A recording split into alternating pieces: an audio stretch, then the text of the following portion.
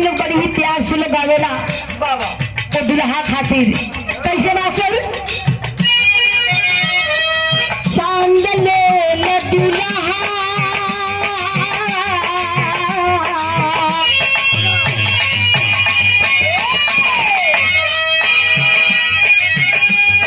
चांद ले दुल्हा तरैया ले दुल्हा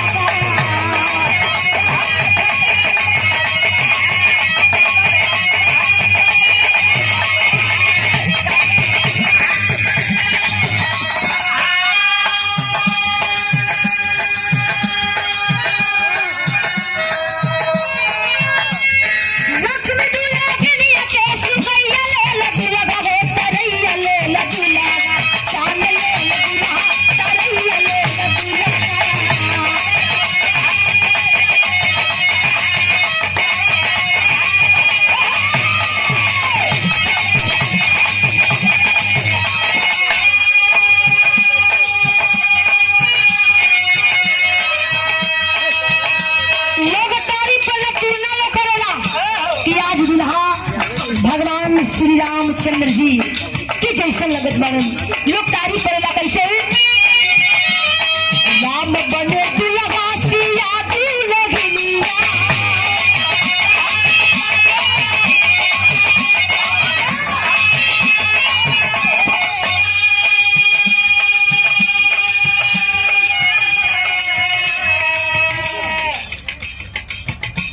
और ये देखें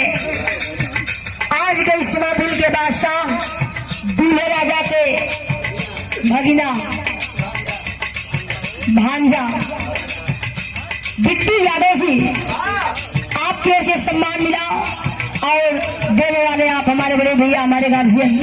आपकी चरणों में कोट नमन मालिक बरबद्दू की जोड़ी के कायम रखे लेकिन कहे तो बोली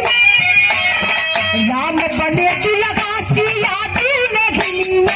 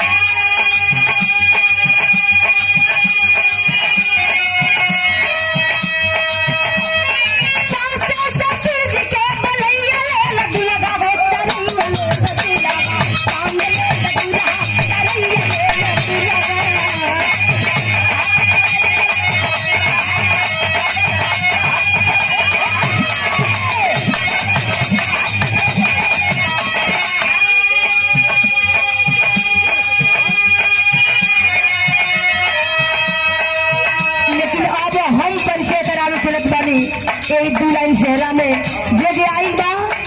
हमार निवेदन बा कि आप लोग जरूर अपन परिचय दे दे कहे बोल कैसे सगरी बरतिया लाज लागे ले अच्छा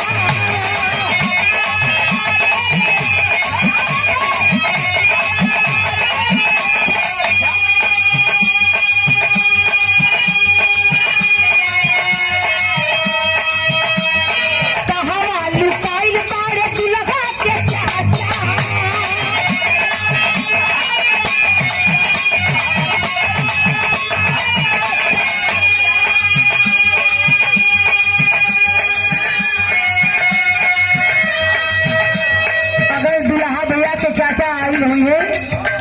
तो अपन परिचय आप चाचा जरूर कराई लेकिन कहे तो नंबर नहीं पे आई लेकिन जब हम बुलावत बनी जरूर आने की चाहिए लेकिन कहे सगरी बरतिया आज लागे रैया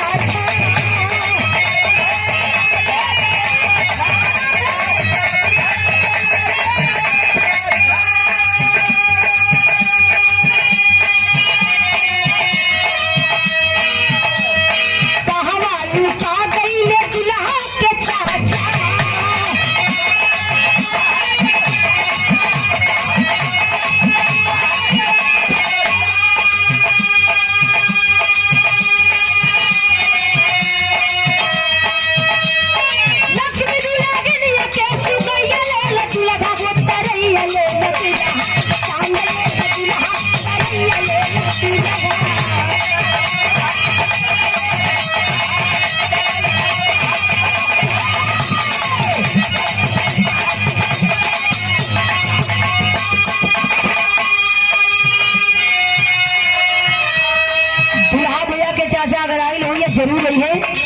ये ऐसा हो ना सकेला, लेकिन अब हम केकर परिचय करावे चलो थे।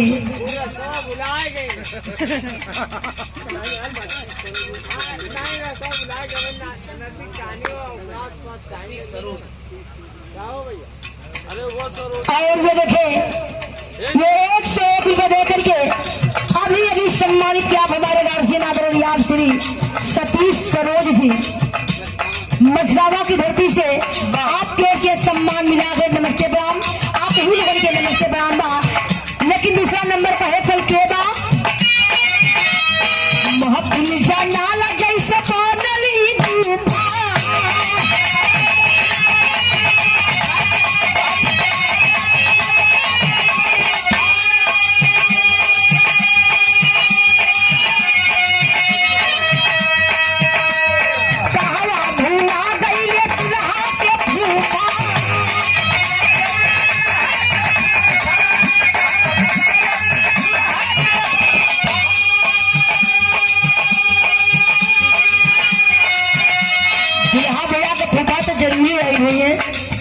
ऐसे दुल्हा के बाप में या दुल्हा के फूफा में बड़ी पटेल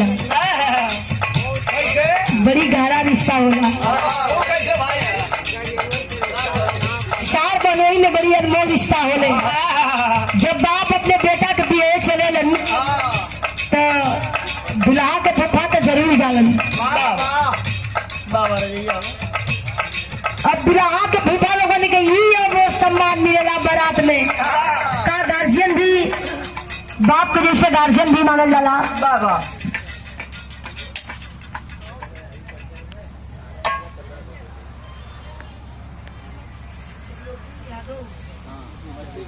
ये 101 रुपए दे करके अभी अभी सम्मान यादव जी मत्ती बाग सहारा इंडिया परिवार आपकी ओर से सम्मान मिला है। नमस्ते प्रणाम, आप हम लोगों के नमस्ते प्रणाम बा। साल बहनों में इतना अनमोल रिश्ता होला। अब बारात लेके दुल्हा के बाप जब चले लन यही तरह ठंडी पड़ेला। और जब दुल्हा के फूफा अगर सुतल हमारा रजाई लेके खाना पीना खा के दुल्हा के फूफा एकदम अकोर सुतल हवन रजाई गद्दा लेके दुल्हा के बाप पहुंचे कही कि पहुना दू जना अधिकारी आई बनू तू तो घर ही बड़ा मर्दवा रजैया छोड़ देता तो उन लोग के तो एडजस्ट करना जरूरी है। आप पीछे दुल्हा के फूफा रजाई छोड़ के दूसरे रजाई में घुस जाइए खोज खाज के अपन एडजस्ट करिए। हम देखा रजाई लेकर अब अले चाहे अब दुल्हा के बाबू जी अले चाहत जब दुल्हा के फूफा दूसरा रजाई में जाइए फिर दुल्हा के बाप को ये कहिए कि पौना 10 मिनट के बाद पहुंचे कहिए कि पौना दू लड़का तंजड़ा थे वो रजैया मर्दवा खाली कर देता तू तो घर ही के बड़ा था रजैया दे देता लड़का जड़ा था बेचारे। अब दुल्हा के फूफा मजबूर होकर रजाई गद्दा दे दी है कि सरकार जगह ही जाइए खोज खाज के फिर अपन व्यवस्था करिए। फिर दुल्हा के बाप पहुंचे कहिए पौना 10 मिनट के बाद कहिए पौना तैले खुदे कहला रजाई चाहिए फूफा कहिए रजाई चाहिए कहिए हाँ रजाई चाहत कहिए करे साला बता तो मेरा रजाई गरमाओ लिया बड़े कि बारात करे भी आई बड़े। जब रजैया गर्म होता तू रजैया मांग लेते हुए तो ये हमारी एक कदर बा। तो ऐसा रिश्ता सार महीने ही में होला तो आप ऐसे रजाई लेके सुती को आप खोज ही ना पाए। लेकिन हाजिर देख जाई कहे पर कैसे जाना जैसे पानल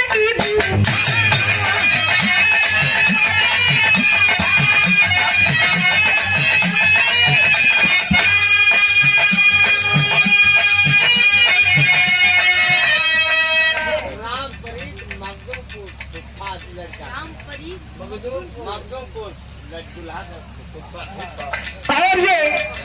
101 रुपए दे करके अभी अभी सम्मानित किए गए आज के इस महफिल के बादशाह दूल्हे राजा के आप फूफा श्री हैं राम परीब यादव जी मखदूमपुर से आपकी ओर से सम्मान मिला। नमस्ते प्रणाम, मालिक बरबदू की जोड़ी के कायम रखे हैं। लेकिन कहे के पड़ी फूफा बेजवान के नंबर बा कहे के पड़ी से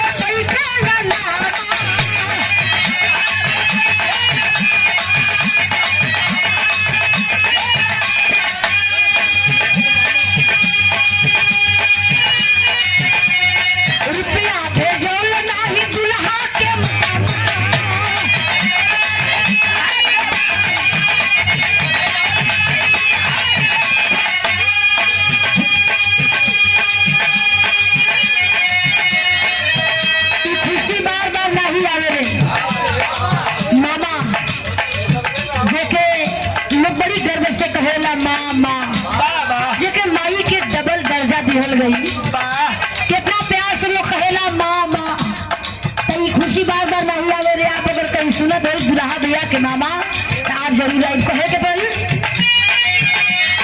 काहे लोग हन से बैठे ना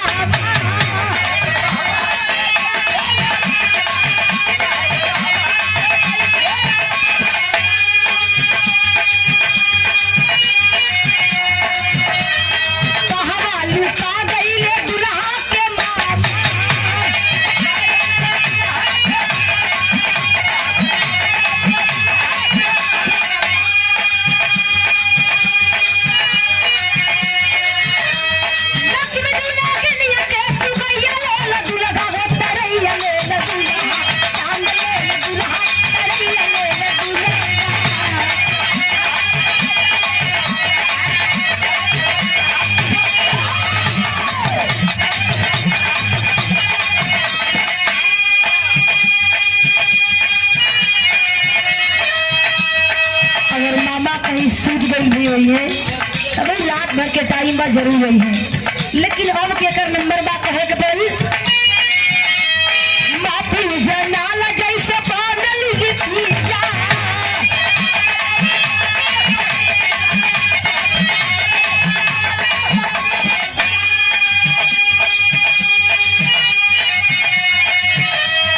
रुपया भेजोल नाही दुल्हा के जीजा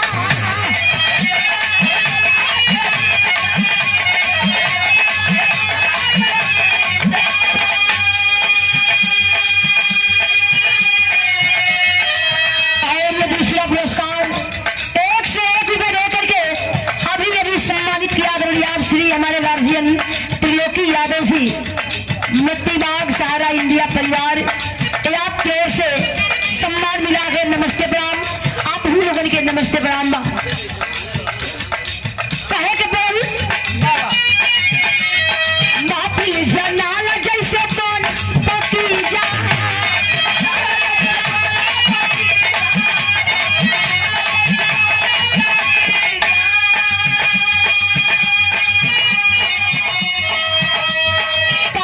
लुटा गईले दुल्हा के जीजा